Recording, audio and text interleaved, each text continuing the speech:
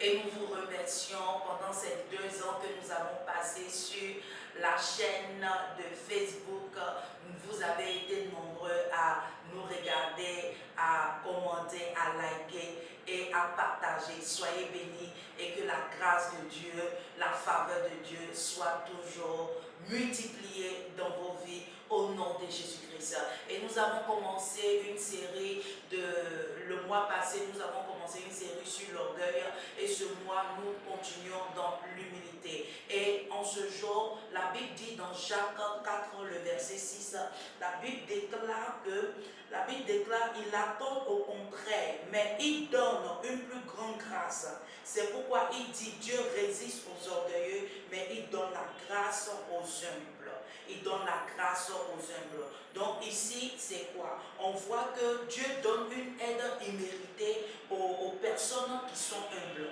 Dieu donne une ordre, il donne une grâce imméritée aux personnes qui sont humbles. Il donne une grâce, il donne une faveur à des personnes de telle sorte que ce que tu ne devais pas avoir, Dieu te donne cela. C'est pour cela qu'il a dit quoi? Immérité. Et en ce jour, nous allons parler de soumettez-vous donc à Dieu. Dans le verset 6, il a dit à la fin, soumettez-vous donc à Dieu. Donc en ce jour, nous allons nous attarder sur comment se soumettre à Dieu. 5 raisons. Comment se soumettre à Dieu pour qu'on puisse avoir la grâce et la faveur, pour qu'on puisse avoir la grâce de Dieu, parce que la Bible déclare que Dieu fait grâce aux humbles. Donc en ce jour, nous allons voir les 5 raisons de se soumettre à Dieu pour qu'on puisse avoir sa grâce et sa faveur, pour que nos vies puissent aller à un autre niveau. Et le premier point, se soumettre à Dieu. Comment se soumettre à Dieu? C'est de quoi? C'est comment nous approcher de Dieu. C'est comment nous approcher de Dieu. C'est ce que Jacques est en train de nous apprendre en ce jour. Comment nous approcher de Dieu? Se soumettre à Dieu, c'est de reconnaître son autorité d'abord. C'est de reconnaître son autorité dans notre vie, en tant que notre Seigneur, notre Sauveur personnel. Savoir que c'est lui qui nous a donné le souffle de vie. Savoir que c'est lui qui est le rémunérateur de tout. C'est de savoir que c'est lui qui a créé le ciel et la terre. C'est de savoir que sans lui, nous ne sommes rien. Donc c'est de savoir déjà qu'il est le premier de notre vie. Amen. Et nous abandonner à lui et être prêt à le suivre. Donc le premier point, c'est ça. Se soumettre à Dieu, c'est de reconnaître déjà son autorité et être prêt à le suivre.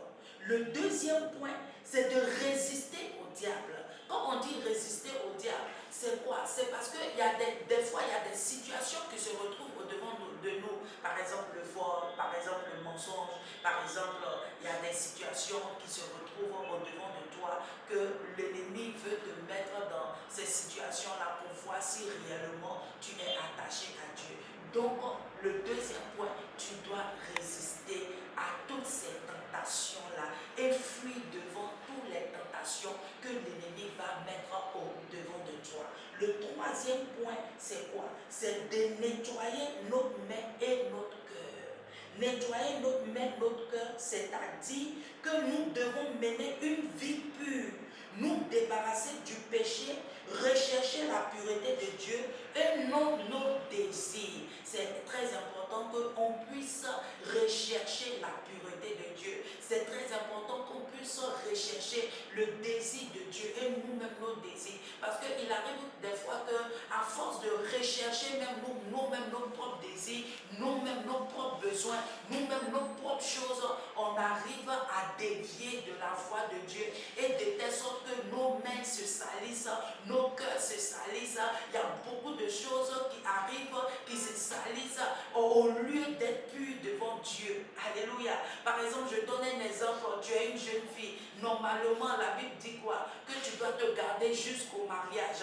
Tu dois te garder jusqu'au mariage. C'est important que tu te gardes jusqu'au mariage. Mais si à force de regarder les désirs de ce monde, à force de regarder les choses, par exemple, que tes amis ou bien tes collègues sont en train de dire pour dire oui, voilà, telle personne, pourquoi tu es comme ça, pourquoi tant? Et à force de les écouter, tu vas finir par salir tes mains, tu vas finir par salir ton cœur et être loin de Dieu. Donc il est important que tu, en tant que jeune fille, en tant que jeune homme, en tant qu'une personne, il est important que tu puisses chercher la pureté de Dieu. Cherche la pureté de Dieu. Cherche les désirs de Dieu. Ce que le Seigneur veut pour toi, c'est ce que tu dois chercher et non toi-même tes propres désirs. Et le quatrième point, tu dois mener le deuil sur tes péchés. Mener le deuil sur tes péchés, c'est-à-dire quoi? Avoir un cœur de repentance. Tu dois être une personne qui se répand de ses péchés. Tu dois être une personne qui doit se répandre, comme la Bible dit dans Luc 18, pour cet homme-là qui était le collecteur d'impôts. Lui, il était au-devant du Seigneur en train de lui demander pardon parce qu'il savait que ce qu'il faisait n'était pas bon. Donc on doit avoir un cœur repentant, comme dans le psaume 51, tu dois avoir un cœur repentant, repenti sérieusement pour dire à Dieu que ce que tu fais, je vole, je mens, je commets l'adultère, je commets la fornication, je commets tous ces gens. Il faut que tu sois une personne qui soit réellement repentant parce que tu sais que ce que tu fais là n'est pas bon et le Seigneur va t'élever, le Seigneur va te pardonner. C'est ça on dit mener le deuil sur tes péchés devant le Seigneur. Et à la fin, quand tu finis, tu invoques le sang de Jésus pour te laver, le sang de Jésus-Christ pour te purifier. Amen. Et le cinquième point, nous humilier devant le Seigneur et le laisser nous élever au temps fixé par lui. Tu dois te soumettre à lui. Tu dois mener une vie de consécration, une vie de grâce, une vie de consécration à la parole de Dieu, à la prière, à l'intercession, à la prière, au jeûne et prière. Tu dois avoir mené une vie de consécration. Tu dois être une personne qui doit chercher à connaître le Seigneur et à demander au Seigneur éternel, je veux toujours connaître ta volonté. C'est ça, se soumettre à Dieu pour que ta vie puisse être quoi? Aller de gloire en gloire et afin que ta vie soit quoi? Une vie remplie de grâce, d'humilité, parce que la Bible déclare que Dieu fait grâce aux humbles. Et si tu as fait ces 5 points que nous avons dit, sache que le Seigneur il va se démontrer à toi, il va te communiquer son cœur, il va te montrer réellement ce qu'il veut pour toi, il va te montrer le chemin que tu dois suivre, il va te montrer les choses que tu dois faire au nom de Jésus-Christ.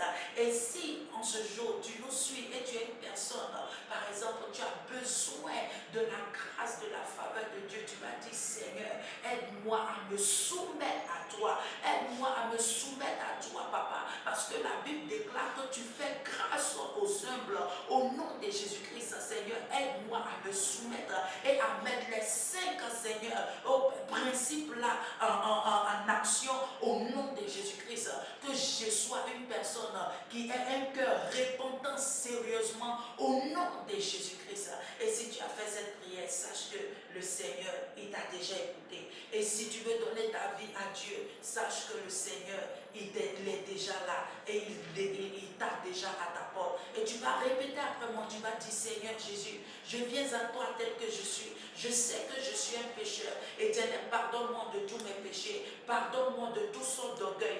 Éternel, pardonne-moi de toutes sortes de choses que je fais qui ne te glorifient pas. Pardonne-moi et délivre-moi au nom de Jésus-Christ. J'invoque ton sang pour me laver, ton sang pour me purifier, le sang de Jésus-Christ depuis ma tête jusqu'à la plante de mes pieds pour enlever toutes sortes d'orgueil, toutes sortes de choses qui ne te glorifient pas. Au nom de Jésus-Christ que j'ai prié. Amen. Si tu as fait cette prière, sache que le Seigneur Seigneur est déjà avec toi et tu es déjà devenu un nouveau-né par sa grâce, par sa faveur, au nom de Jésus-Christ.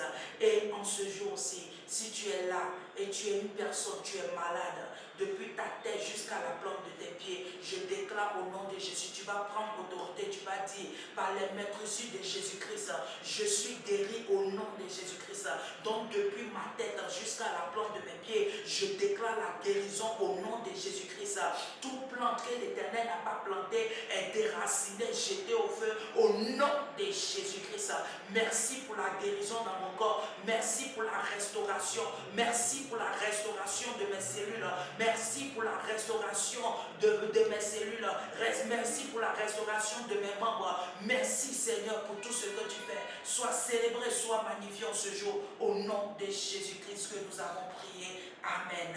C'était Vie Glorieuse avec Essena Moti. Si tu as fait cette prière et tu as été guéri, tu peux nous laisser un commentaire, un message et que la gloire revienne à notre Seigneur Jésus-Christ. Plume d'une sister à une autre, un livre à avoir absolument.